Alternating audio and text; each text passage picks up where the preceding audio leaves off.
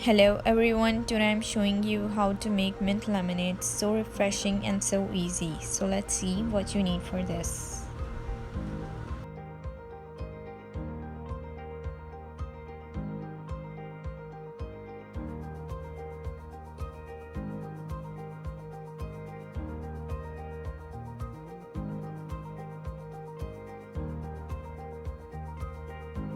Let's get started. All you need is mint leaves, lime juice, black salt, sugar, crushed ice, and cold water.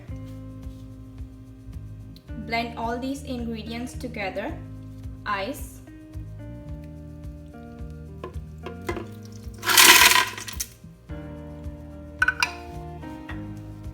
sugar,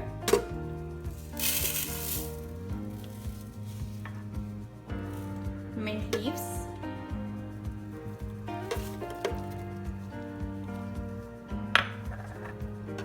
lime juice,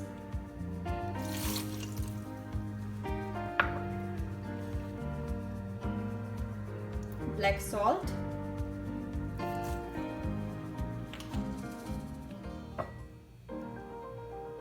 and salt, and cold water.